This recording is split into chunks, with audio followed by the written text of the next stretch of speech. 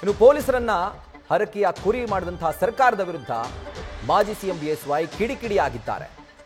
ಸರ್ಕಾರ ಅಧಿಕಾರಿಗಳನ್ನ ಬಲಿಪಶು ಮಾಡಿರೋದು ನಾಚಿಕೆಗೇಡಿನ ಸಂಗತಿ.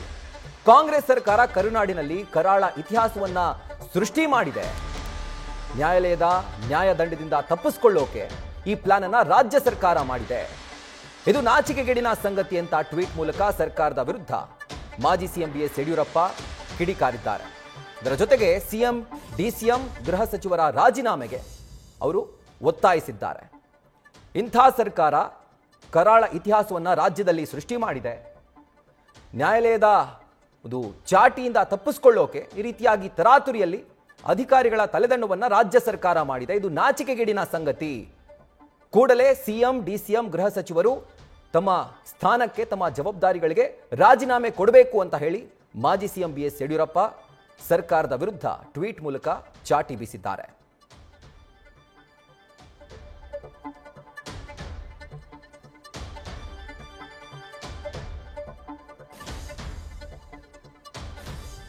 ಇನ್ನು ಟ್ವೀಟ್ ಮೂಲಕ ಮಾಜಿ ಸಿಎಂ ಬಿಎಸ್ ಯಡಿಯೂರಪ್ಪ ಒಂದು ಆಗ್ರಹವನ್ನ ಮಾಡಿದ್ದಾರೆ. ಸ್ವತಃ ಮುಖ್ಯಮಂತ್ರಿ, ಉಪಮುಖ್ಯಮಂತ್ರಿಗಳೇ ನಿಂತ್ಕೊಂಡು ಇಡೀ ಸರ್ಕಾರವೇ ಒಂದು ವ್ಯವಸ್ಥೆಯನ್ನ ಮಾಡಿತ್ತು, ವ್ಯವಸ್ಥೆಯನ್ನ ನೋಡ್ಕೊಂಡಿತ್ತು, ಜವಾಬ್ದಾರಿಯನ್ನ ಹೊತ್ಕೊಂಡಿತ್ತು. ಆರ್ಸಿಬಿ ವಿಜಯೋತ್ಸವದ ಆಚರಣೆಗೆ ಮುಂದಾಗಿ ಇಂಥ ಬಹುದೊಡ್ಡ ದುರಂತಕ್ಕೆ ಇದು ಕಾರಣವಾಗಿದೆ. ಹೀಗಿರುವಾಗ ತಮ್ಮ ನೈತಿಕ ಜವಾಬ್ದಾರಿಯನ್ನ ಮರೆತು ಅದರ ಜೊತೆಗೆ ಜನರ ಆಕ್ರೋಶವನ್ನ ನಾವು ತಣ್ಣಗಾಗಿಸಬಹುದು ಅನ್ನುವಂಥ ದುರಾಲೋಚನೆಯಿಂದ ಪೊಲೀಸ್ ಆಯುಕ್ತರೂ ಸೇರಿದಂತೆ 5 ಪೊಲೀಸ್ ಅಧಿಕಾರಿಗಳನ್ನ ಬಲಿಪಶು ಮಾಡಿ ಅಮಾನತು ಮಾಡಿರೋದು ನಾಚಿಕೆಗೇಡಿನ ಕ್ರಮವಾಗಿದೆ ಅಂತ ಹೇಳಿ ರಾಜ್ಯ ಸರ್ಕಾರದ ವಿರುದ್ಧ ಅವರು ಚಾಟಿ ಬೀಸಿದ್ದಾರೆ. ಸಮಾರಂಭಕ್ಕೂ ಮುನ್ನವೇ ಕಾಲ್ತುಳಿತದಿಂದ ಸಾವು ನೋವಾಗಿರುವಂತಹ ಸುದ್ದಿ ತಲುಪಿದ್ರೂ ಕೂಡ ಭಂಡತನದಿಂದ ಸನ್ಮಾನ ಕಾರ್ಯಕ್ರಮವನ್ನ ಮುಗಿಸ್ಕೊಂಡು ನಂತರ ಚಿನ್ನಸ್ವಾಮಿ ಸ್ಟೇಡಿಯಂನಲ್ಲೂ ಈ ಕಾರ್ಯಕ್ರಮವನ್ನ ಕಂಟಿನ್ಯೂ ಮಾಡಿ ಕಾಂಗ್ರೆಸ್ ಸರ್ಕಾರ ಕರುನಾಡಲ್ಲಿ ಕರಾಳ ಇತಿಹಾಸವನ್ನ ಸೃಷ್ಟಿ ಮಾಡಿದೆ. ಜನರ ಆಕ್ರೋಶವನ್ನ ತಣಿಸೋಕೆ, ಜೊತೆಗೆ ಹೈಕೋರ್ಟ್ನ ಒಂದು ಚಾಟಿ ನ್ಯಾಯದಂಡದಿಂದ ತಪ್ಪಿಸಿಕೊಳ್ಳೋಕೆ ಅಧಿಕಾರಿಗಳನ್ನ ಅಮಾನತು ಮಾಡಿರೋದು ಕುರ್ಚಿಗೆ ಅಂಟ್ಕೊಂಡು ಕೂತಿರುವಂಥ ಸ್ವಾರ್ಥದ ರಾಜಕಾರಣಿಗಳನ್ನ ತೋರಿಸುತ್ತೆ. ಈ ರೀತಿಯಾಗಿ ಅವರು ಟ್ವೀಟ್ ಮಾಡಿದ್ದಾರೆ. ಇನ್ನು ಸರ್ಕಾರದ ಅಮಾನತಿನ ಆಟಕ್ಕೆ ವಿಪಕ್ಷ ನಾಯಕ ಆರ್ ಅಶೋಕ್ ಹೊಸ ಟ್ವಿಸ್ಟ್ ಅನ್ನ ಕೊಟ್ಟಿದ್ದಾರೆ. ಈ ಅಮಾನತಿಗೆ ಸಿಎಂ, ಡಿಸಿಎಂ ಮುಸುಕಿನ ಗುದ್ದಾಟವೇ ಕಾರಣ. ಸಿಎಂ ಮತ್ತು ಡಿಸಿಎಂ ನಡುವಿನ ಶೀತಲ ಸಮರಕ್ಕೆ ಈ ಅಮಾನತಾಗಿದ್ಯಾ? ಒಂದು ಹೊಸ ಆಂಗಲ್ ಅನ್ನ ವಿಪಕ್ಷ ನಾಯಕ ಆರ್ ಅಶೋಕ್ ಈಗ ಕೊಟ್ಟಿದ್ದಾರೆ. ಟ್ವೀಟ್ ಮೂಲಕ ಈ ರೀತಿಯಾಗಿ ಟ್ವಿಸ್ಟ್ ಅನ್ನ ಆಪೋಸಿಷನ್ ಲೀಡರ್ ಆರ್ ಅಶೋಕ್ ಕೊಟ್ಟಿರೋದು.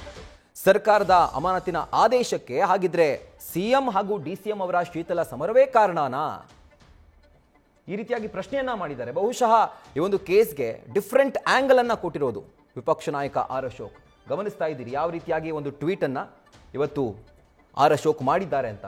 ಸರ್ಕಾರದ ವಿರುದ್ಧ ತಮ್ಮ ಕೋಪವನ್ನ, ಸಿಟ್ಟನ್ನ, ಅಸಮಾಧಾನವನ್ನ ಈ ರೀತಿಯಾಗಿ ಹೊರಹಾಕಿದ್ದಾರೆ.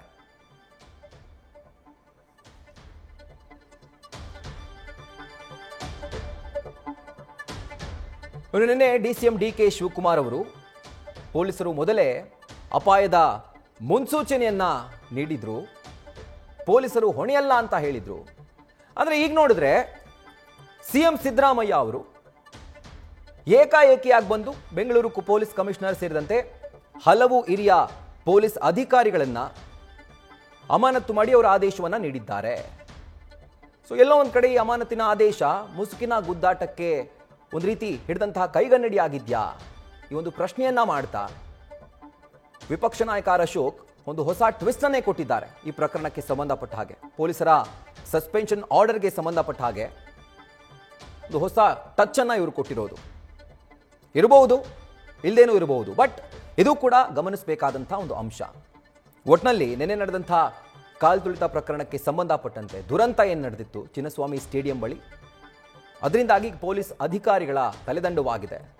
ಡಿಜಿ ಹೊಸ್ತಿಲಿದ್ದಂಥ ಬಿ ದಯಾನಂದ್ ಅವರನ್ನ ಸಸ್ಪೆಂಡ್ ಮಾಡಿ ರಾಜ್ಯ ಸರ್ಕಾರ ಇವತ್ತು ಆದೇಶವನ್ನ ಹೊರಡಿಸಿರೋದು. ಸೊ ಹಾಗಿದ್ರೆ ಕಂಪ್ಲೀಟ್ ಆಗಿ ಇದರ ಫೇಲ್ಯೂರ್, ಸೆಕ್ಯೂರಿಟಿ ಲ್ಯಾಬ್ಸ್ ಇರಬಹುದು ಅಥವಾ ಇಂಟೆಲಿಜೆನ್ಸ್ ಫೇಲ್ಯೂರ್ ಇರಬಹುದು, ಎಲ್ಲವೂ ಕೂಡ ಪೊಲೀಸ್ ಇಲಾಖೆ ಮೇಲೆ ಬರುತ್ತಾ. ಹಾಗಿದ್ರೆ ಅದರ ಜೊತೆಗೆ RCB DNA KSCA ಹೌದು ಅವರು ತಪ್ಪಿದೆ, ಬಂಧಿಸಬೇಕು ಅಂತ ಹೇಳಿ ಆದೇಶವನ್ನು ಕೊಟ್ಟಿದ್ದಾರೆ. ಓಕೆ, ಆಲ್ ರೈಟ್, ಒಪ್ಕೊಳ್ಳೋಣ. ಜೊತೆಗೆ ನ್ಯಾಯಾಂಗ ತನಿಖೆ ಆಗಬೇಕು. Retired justice Michael D Cunha ಅವರ ಏಕಸದಸ್ಯ ಆಯೋಗ ತನಿಖೆಯನ್ನು ಮಾಡುತ್ತೆ. Okay, acceptable. ಹಾಗಿದ್ರೆ ಇಷ್ಟೇನ ಆಗಿದ್ರೆ ನೆನೆ ನಡೆದಂತಹ ದುರಂತಕ್ಕೆ ಇವರಿಷ್ಟೇ ಕಾರಣ, ಬೇರೆ ಯಾರೂ ಕಾರಣ ಅಲ್ಲ, ಸರ್ಕಾರದ ಯಾರೂ ಕೂಡ ಇದಕ್ಕೆ ಕಾರಣ ಅಲ್ಲ ಅನ್ನುವಂಥ ರೀತಿಯಲ್ಲಿ ಸಿಎಂ ಸಿದ್ದರಾಮಯ್ಯ ಇವತ್ತು ಮಾತನಾಡಿರೋದು.